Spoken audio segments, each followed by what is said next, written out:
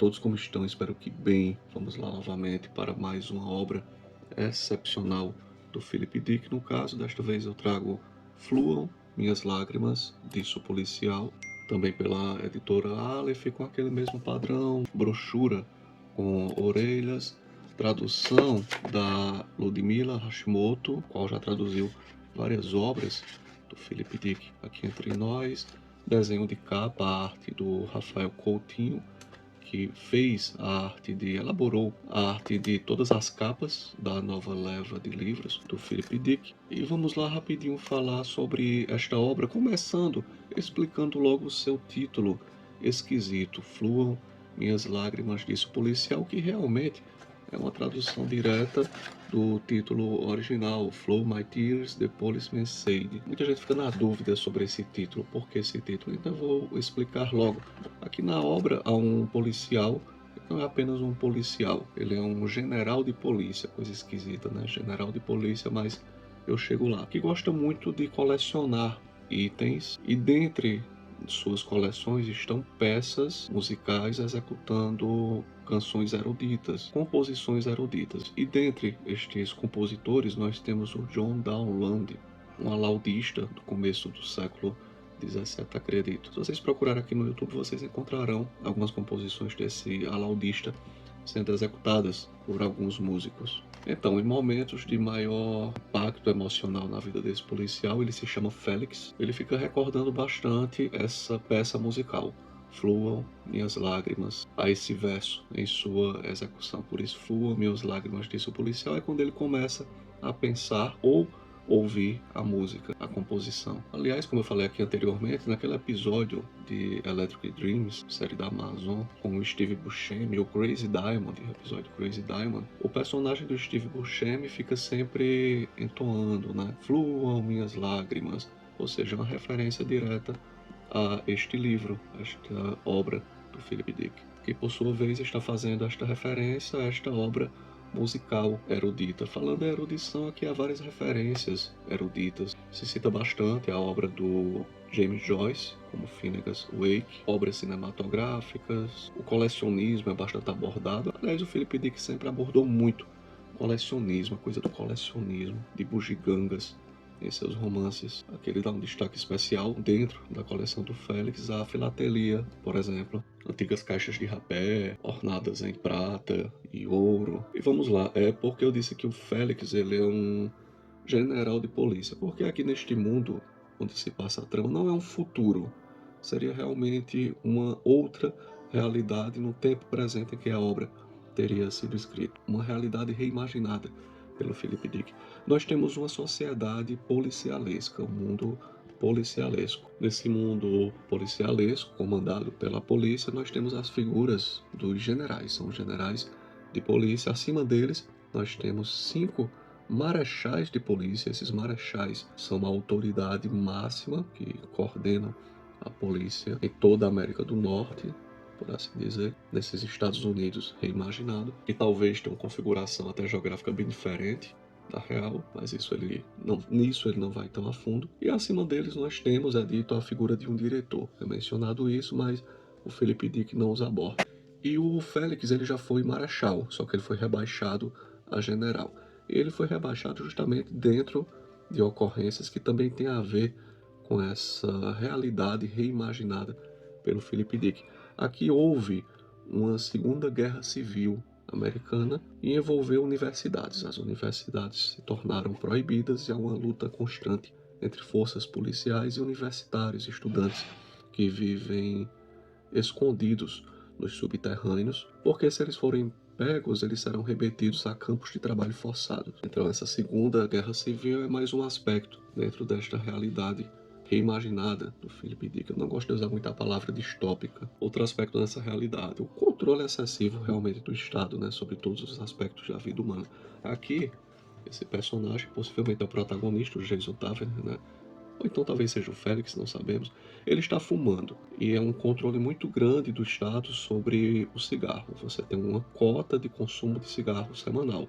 Mas Demais drogas, principalmente a maconha, é tudo totalmente livre. Você pode fazer uso à vontade que ninguém vai encher o teu saco. Outro aspecto interessante aqui diz respeito à questão racial.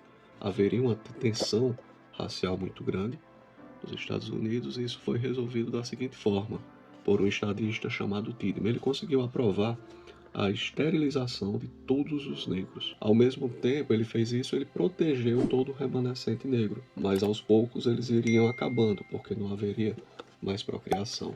E assim, no futuro, teriam apenas uma raça mais homogênea na América, optaram preferencialmente pela branca, obviamente, né, pela questão racista da coisa toda, e criou essa situação esquisita na América. Aqui, por exemplo, o motorista de táxi vai dizendo para o Jason Taverner: eu vou chegar ao Jason Taverner, obviamente. Eles observam um negro atravessando a rua, é muito raro ver negros. Ele diz: eles são como o último bando de grus, protegidos por 1000 leis.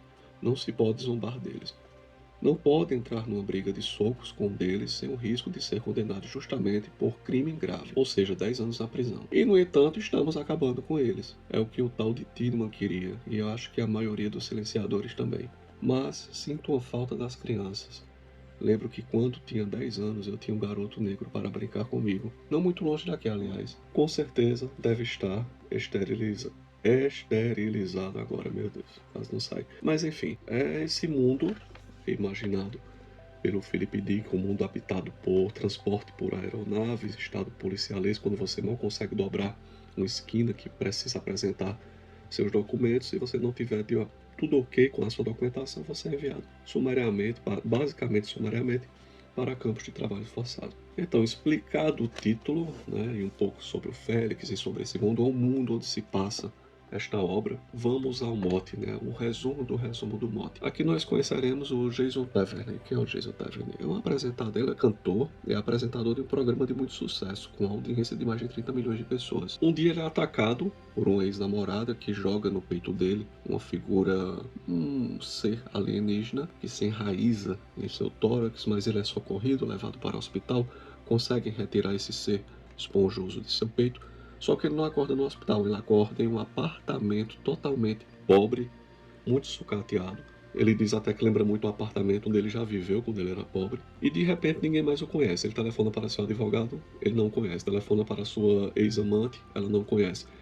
De repente, um homem que tinha um programa de TV com 30 milhões de pessoas lhe dando audiência e um cantor de sucesso que lançou vários discos está totalmente anônimo. E o pior, quando ele está nas ruas, se ele passar por uma barreira policial e se identificar como Jason Taverner, não encontrarão seus registros nos bancos de dados. Ou seja, até isso foi apagado. Então ele se tornou uma despessoa.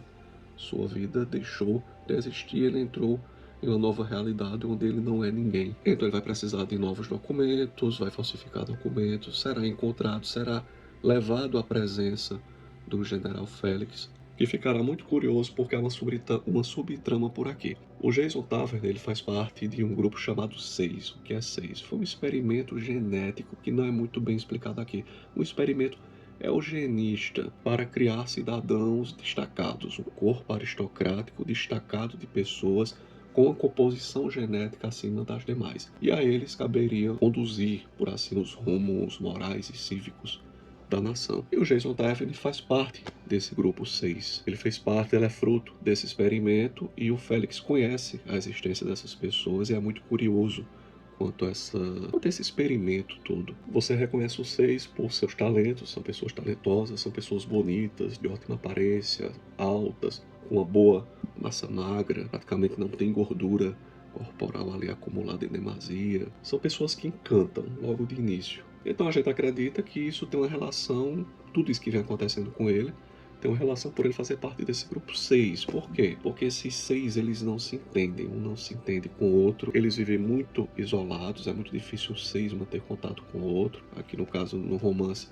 o Jason Taverner mantém contato apenas com uma cantora, que também é fruto desse procedimento eugenista. E a gente vai sendo conduzido na trama para acreditar que isso tem alguma relação com a sua condição de 6. É bem interessante a maneira como Philip Dick sugere quem seriam, né? Como seria, o que seria esses 6? Eles são descritos, por exemplo, isso é tudo sugerido durante a trama, não é dito de forma explícita. Eles foram criados por um cientista chamado Newtenko, que vivia criando formas de vida mais estranhas a se arrastar por aí.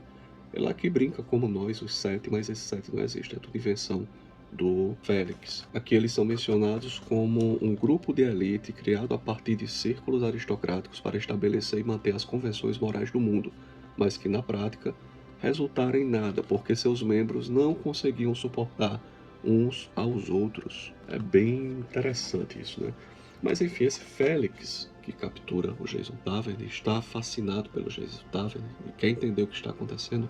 Ele tem uma irmã chamada Alice, e sua irmã também é sua esposa. Eles mantêm uma relação incestuosa e chegaram a ter, inclusive, um filho. E como veremos aqui na conclusão do romance, essa Alice tem tudo a ver com o que está acontecendo. E agora vou dar revelações sobre o enredo. Quem não quiser entender o que aconteceu com Jason Taverner para ele se tornar uma despessoa, apenas não continue o vídeo, mas vamos lá. A Alice ela é muito viciada em drogas, ela está sempre experimentando novas drogas. Quando o Jason Taverner sai da cadeia, ela vai atrás dele, quando ele é liberado pela primeira vez, e o leva à casa onde ela reside com Félix. Ali dá droga para ele ingerir, uma droga mescalina, mas ela está sob o efeito de outra droga, a qual não sabemos qual é, mas saberemos logo em seguida. E ela chega a morrer.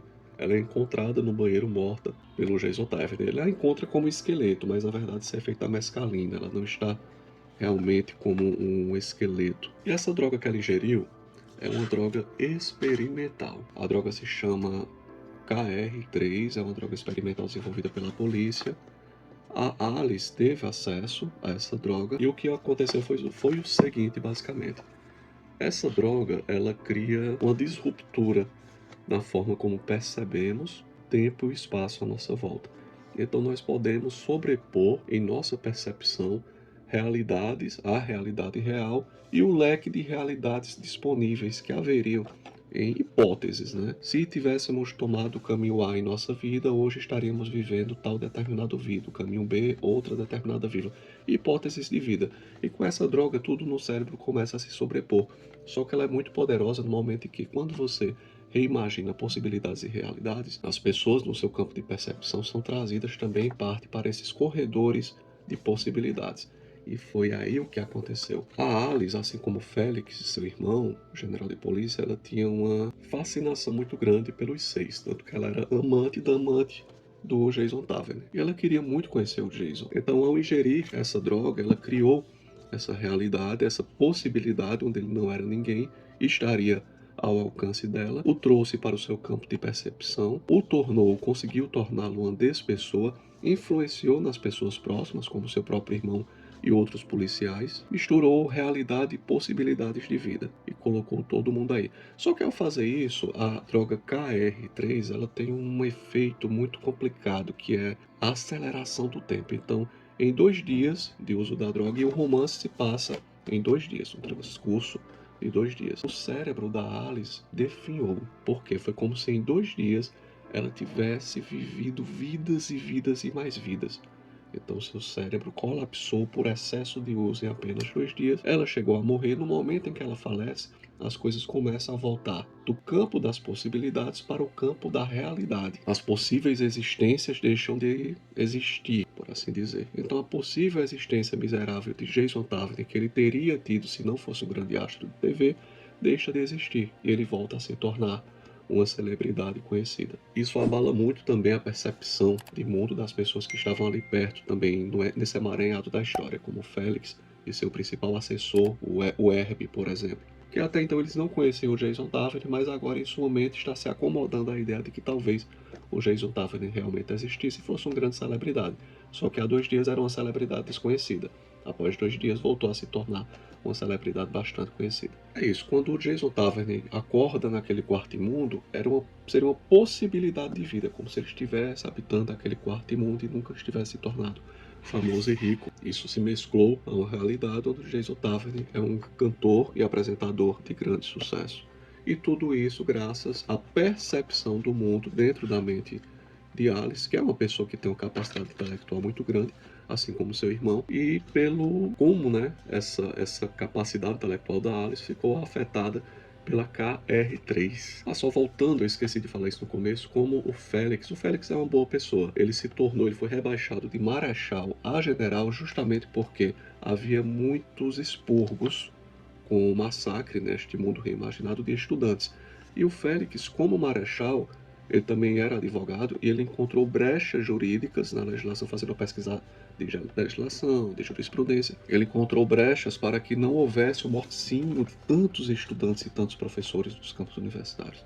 E com isso, alguns grupos não gostaram dele e o rebaixaram ao posto de general. Se ele não fosse tão perspicaz e tão bom na atividade policial, ele teria sido rebaixado a um posto inferior, aqui é dito, por exemplo, major. Mas ele é tão bom no que faz que mesmo os marechais querendo rebaixá-lo, apenas poderiam rebaixá-lo ao posto de general. Enfim, assim concluímos a obra com o Félix muito abalado com a morte da irmã, que também era sua esposa nessa relação incestuosa e conflitante. Eles viviam entre tapas e beijos. O James Otávio acaba sendo acusado pela morte, pelo assassinato da Alice, uma artimanha do Félix, porque se ele não fizer isso, os generais vão cair matando sobre ele. Ele fica muito emotivo ao final do romance, e o Félix não é de ficar tão emotivo como chega a ficar aqui neste momento, e novamente fica retornando a composição do Dowland, ou Dowland, não sei como se pronuncia o nome dele, o alaudista, responsável pela composição Fluam Minhas Lágrimas. Ele fica sempre remoendo isso. Ele passa por um momento de epifania emocional, por assim dizer, ao final do romance. E o romance conclui desta forma. Haverá o julgamento do Jason Taverny pela morte da Alice, mas ele já recuperou sua fama, todo mundo o reconhece. Ele deixou de ser uma despessoa assim que a Alice morreu, porque deixou de haver o efeito do cérebro, da percepção da realidade da Alice com a droga. Ele voltou a ser quem era. E o romance é dividido em 3 partes. No finalzinho da terceira parte é onde tudo é elucidado. A quarta parte, no fim, na apresentação de cada parte, vem um trecho da canção, né, da letra da canção, Fluam Minhas Lágrimas. Da composição poética, da parte do libreto de Fluam Minhas Lágrimas, do libreto realizado por esse alaudista. E a quarta parte é composta apenas de um epílogo, e neste epílogo se dá um salto no tempo. Chegamos ao ano 1999, depois ao ano 2100 e alguma coisa, depois volta para 2003, e o Philip Dick vai nos dizendo tudo o que aconteceu, muita coisa que aconteceu com a sociedade e com os personagens.